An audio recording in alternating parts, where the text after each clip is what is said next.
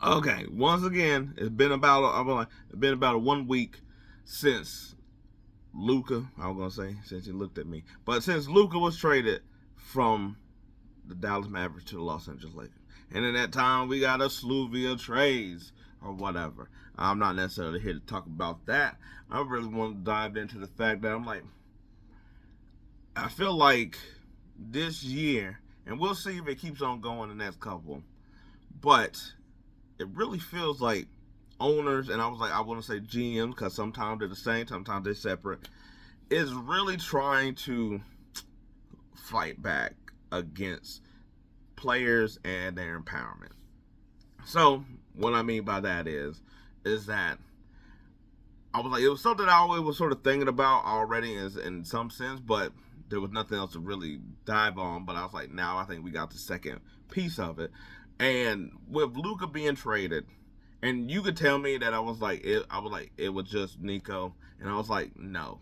I was like, this is a player this big is something that the owners got to put their stamp on. This is something the owner got to come up with. That even though in the press conference that he said that he thought Palinka was trolling him, that he thought the owners laughed at him and stuff like that. That they, even though they laughed at him, they still went ahead and went with the trade, which means that whatever he was telling them had to be enough for them to know and see that they understand it, and it was like, all right, cool, it's clear, because most owners just wouldn't necessarily still go through with that. Hell, we still got Joel Embiid as over here with the Sixers, but I was like, but also think that I was like, with even that stuff being said, the biggest thing that's like, other than him getting blindsided as he buying a house and stuff, is the fact that he pretty much lost on money by getting traded.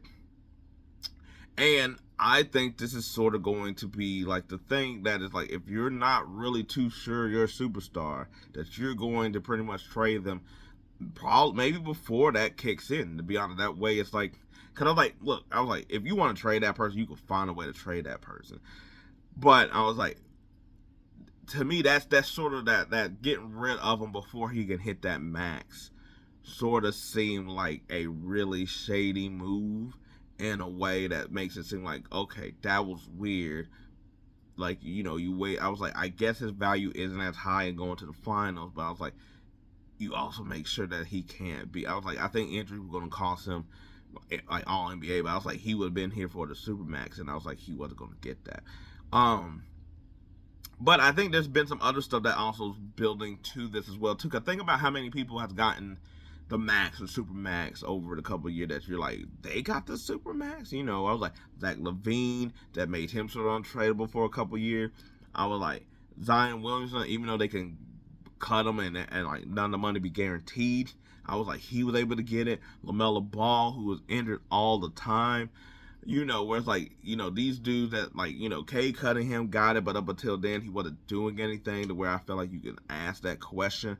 Um, I was like, I was like, Aiden got the max. Like there's a lot of people that got the max that you would probably say, oh, they shouldn't have really got the max, but you had to give them the max because what else you gonna do? And so that's why I was like, money is getting high in a way of like, yes, they get their current contract, the money's not going to really be that big of a deal or whatever. And maybe later on you might have to worry about the contract with, I was like, as viewership decline, even though some of that's different because they're also like being a lot of sports that is like, okay, that might not even really matter because I was like, you're just making so much money off of it as itself that the viewership doesn't really might not matter in that same way.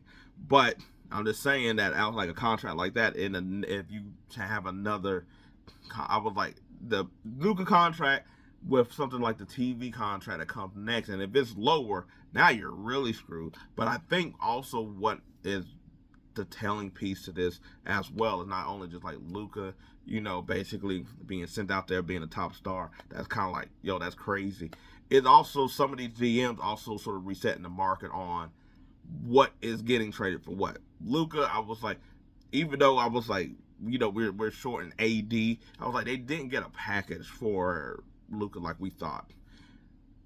De'Aaron Fox, I was like top star on the team, didn't also really get a package like that either, in a way that's kind of like, that's also a little bit surprising. I was like, I know in some of these situations, like you're trying to get off of this person, you ain't got the leverage in that same type of way. But I was like, even then, we would have packages that would at least look good. Um, I was like, I think the whole thing with Jimmy Butler and Pat Riley, I was like, I think it's another example of this, of where yes, it is Miami, and Miami sort of deal like does this with their top players, but for the fact that I was like, yeah, granted they couldn't get Bill about the paint or whatever, and they didn't want Bill, but I was like, he didn't necessarily get to go where he wanted to go. I was like, they kept on suspending him and things like that, and they made sure like he knew, like, no, you staying right here, kind of thing. And now we're going to see you to go to state where it's like, okay, the money looks good on paper, but really you're just getting a contract extension of like a year or so, which is like an extra like $60, $70 or whatever, because he had a player option for that next year or whatever. So it's like, okay, cool. They're over here being like, my top player that took us to 2 finals. I don't care what you're talking about. You gonna stay where you staying at. And also too, I was like, this has sort of been gradually also as we know, where it's like LeBron hasn't really also been getting what he wants as well too. I mean, like, don't get me wrong, I was like, he's still been getting what he wants, but not at the level that LeBron was used to. Some of that could be like, oh, he's a little bit older now, whatever you want to say, but he's still playing at a level that you could go all in. But I was like, even the owners there and the GM sort of was like, pump the brake, we're gonna hold back on some of these things. So I was like, so a lot of these players aren't getting what they, I was like, really aren't getting what they want right now, or not getting traded like crazy either, because I was like, they don't reset the market. Because I think something like the Rudy Gobert trade, the DeJounte Murray trade, and stuff like that have been things that where it's like, this is just a regular player. When Kevin Durant got traded, it's like, outside of Kevin Durant, those other two were just like but they're regular players going for all that. KD, I was like, that's a little different story, but they did give up a lot more than I think they probably should have necessarily. So it's like, okay, we got to change this. We ain't doing this anymore. I was like, if you want to go places, no. If you do, I was like, guess what?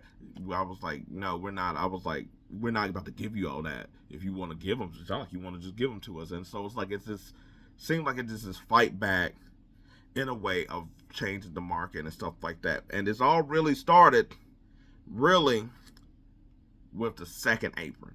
The second apron, I think, really changed things in ways that people really didn't know how it was going to.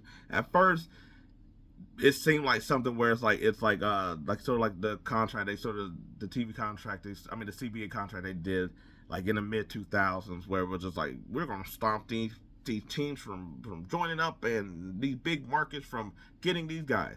And that's what it sort of seemed like, because you did start to see like, oh, okay, it's like, oh man, this is gonna mess up OKC, because now they won't be able to sign a lot of they dudes. They stop Golden State from doing what they did with KD and Clay and Dre and Steph and stuff. So it's like people were just thinking about that. I'm like, oh, this is hurting the Nuggets from getting those extra players and stuff, or keeping players to an extent, because they could have still kept some of them dudes. But now you're starting to see people make trades for the apron that's far out, where it's like, where we got the cat trade, because it's like, well, in the future that's gonna come back to bite us. It's like, what? Y'all just made it to the conference finals. Why would y'all not just keep the band together? Okay, whatever. All right, yeah, okay, that true. That makes sense or whatever like that. But then you also start to see like, it's like, oh, okay, that person got traded. Okay, well, that person is getting traded. Oh, so they could be underneath the second apron. Oh, so they don't even hit that first apron. Oh, so they get, and it's like, okay, so we're just doing all these trades.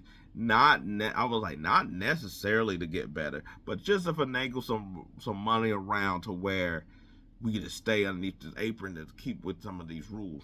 But I really think that the apron really was created, to me, more so not just to, I was like, to keep these teams like budget right, but it's really to tell the players, you're not making this type of money anymore, except for the big players. Because now, if you're sort of I was like, it's sort of no different than in real life, where it's just kind of like, oh, you the middle class player, Yeah, you thought you had a chance at some big money. You don't. Go ahead and dock that down to a little bit of the lower class, please. No, thank you. Where you had people just signing 1 year deals, you had people just signing on. I was like on men contracts that are just like back in the day. You're like, oh, that person would at least got 15 or whatever. Now it's over here just like, nah, we just got 6 for you, buddy. Sorry. I was like, man, I was like, you so mad. I was like, man, it's crazy. I was like, but we got KD Booker and them. I was like, you got to figure it out, buddy. I was like, but I think it's really to try to. It's like, hey, you're still going to probably spend the money on the bigger player, but now you're a lot more cautious about the bigger players now because Ja getting the money now. I was like, I was like, he being suspended, him being hurt, him barely playing. Paul George got the big money, barely playing, all this type of stuff. Joel Embiid, I was like, why? So it's like so many of these big time players also getting big money, but they're not playing either. And I was like, at some point, that's gonna come home to roost of I'm paying you these big bucks. Sure, I'm a big baller, but I ain't about to have you also be a big baller when I don't see you here. I'm just telling you how it is. I was like, to some extent, this doesn't really bother me because I'm just like, because I was like, as far as y'all also probably would say that, oh man, they're multimillionaires, they got enough wealth, they're fine, and all this other stuff, blah blah blah. But it is sort of like the way that the games are being. And I'm not talking about the actual physical basketball game. I'm talking about the behind the scene type of game, the principle of it all, those kind of things. That I'm like, I think this is sort of all been sort of a thing that I'm not saying that they all done got together or something like that. Well, except for CBA, they sort of got to, but or I was like, but I think it has been something that is like has been slowly trying to work its way to basically saying, hey, we need to get some of these prices down. If I'm pay this, I was like, if I'm about to pay this person, I want to make sure that they're over here doing this. If not, we're just gonna let them go, and we're not gonna really train them for too much, cause that way, cool, the market sort of gets lowered down. Where it's just like, yeah, instead of 5 first round pick, 3 swaps, I was like 2 of your young dudes and all this other stuff. It's like, no, them 2 players fine. That's all I need. Yeah, how about that? Yeah, cool. I was like, oh yeah, that way you can. I was like, yeah, you got traded for nothing now. How you feel about that? And you're not getting that money that you were trying to get to. I'm just saying. I was like, it just seemed like there's some other type of stuff that's sort of going on where I was like, where the last 10, I want to say 10 years that the money has been going up and the player money been going up, that the money's been going so high that it's kind of like, man, that's crazy. You're gonna have somebody here that's going to be $100 million a year type of player. That seems like a lot. That seems crazy. I was like, I know they got the money to do it, but that seems crazy, don't it? Like they're gonna be such a big gap, man, where the top players are the wealthiest and richest, and while everybody else is just struggling to get by because they're getting paid so much, man. But anyway, I don't know, just a thought that I was having here. I was like, am I a little bit on the rocker? Do you feel like something else is up? I was like, I'm just saying, I was like second apron, and then the way that all the trades have gone down, where they've been very minuscule, kind of just like, man, I was like, and I still think I still feel like there's going to be something else that sort of put this like, all in in a domino, where it's like it's a third piece to play checkers, and you got to say bingo.